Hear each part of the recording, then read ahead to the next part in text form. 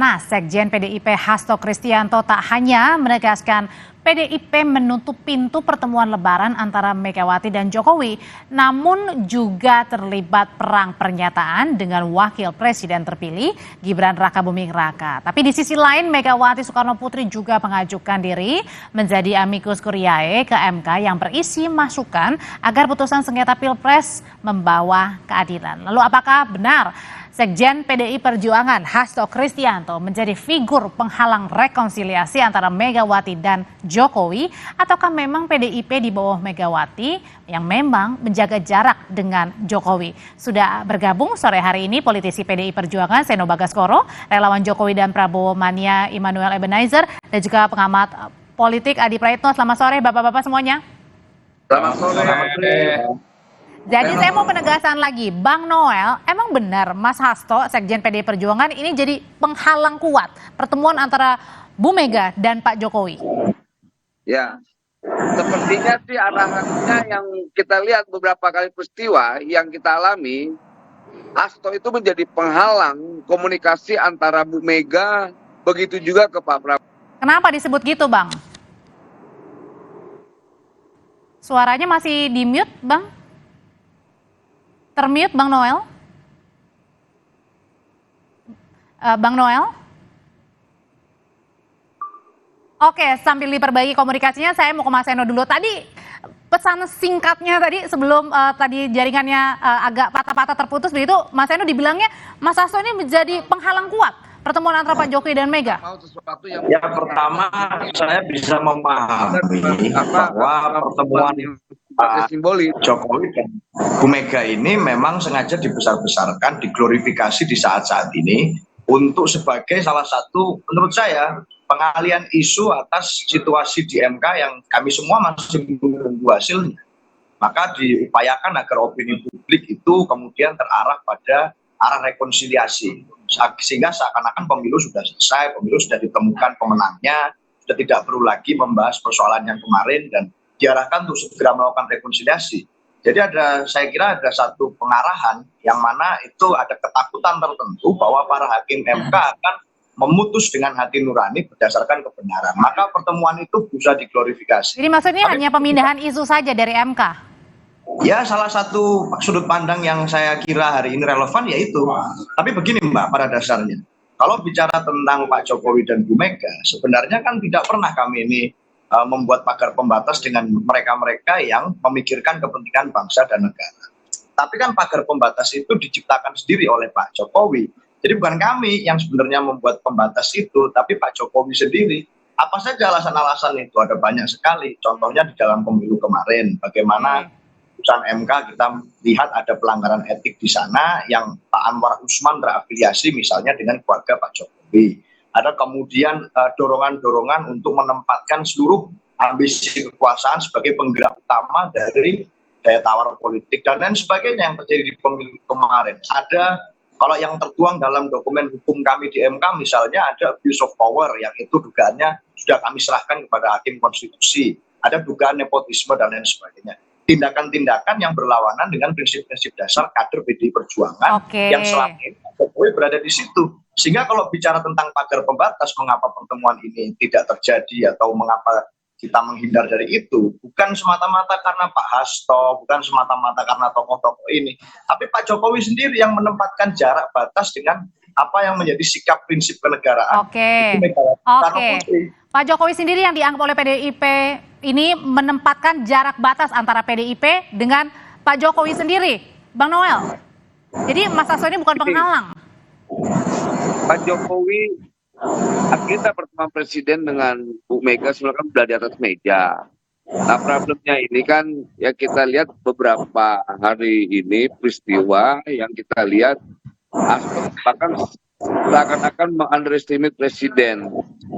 Rasanya dengan ada beberapa cara dengan ada keluh kesah kawan-kawan dari ranting PDIP yang melakukan sensitif terhadap pertemuan itu. Saya rasakan Hasto ini kan sebetulnya sekjen partai besar. Seharusnya dia bisa menunjukkan perilaku-perilaku sebagai politisi yang benar-benar cara pemikiran juga besar juga, bukan menjadi kerdil. Gitu.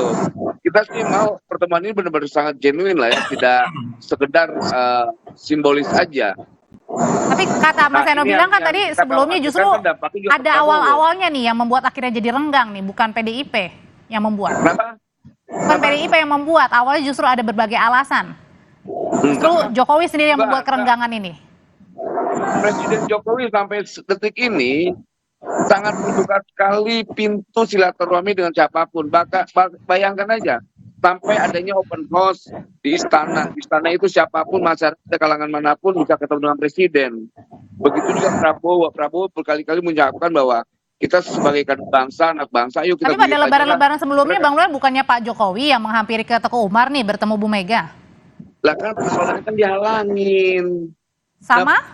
Bentuk penghalangnya Hasto lah, tanya aja sekjen PDIP Hasto.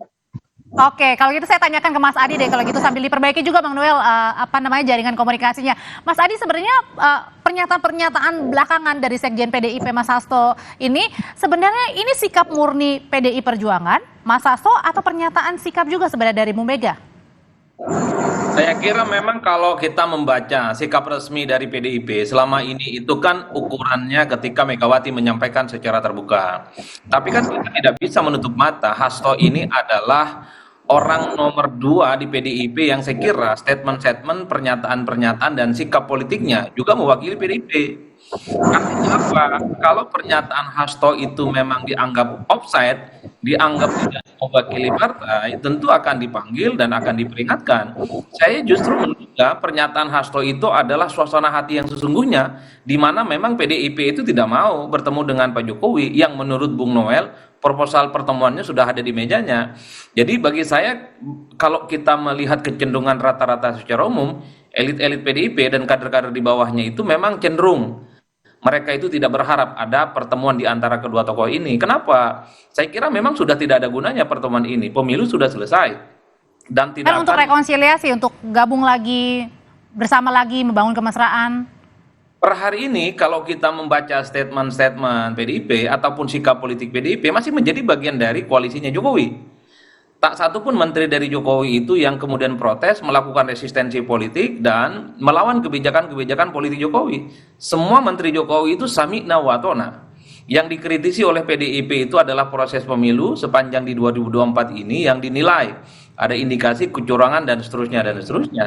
Jadi bagi saya nggak perlu ada rekonsiliasi. Siapa yang mau rekonsiliasi? Toh sikap PDIP per hari ini pun secara ideologis itu tidak pernah bertentangan dengan Jokowi. Yang berbeda itu soal sikap politiknya, di mana PDIP sangat kelihatan masih marah, sangat kecewa dan mungkin terlukai dari manuver politik yang dilakukan oleh Pak Jokowi yang merestui Mas Gibran Rakabuming Raka berpasangan dengan Prabowo Subianto melawan jagoan mereka Ganjar Pranowo.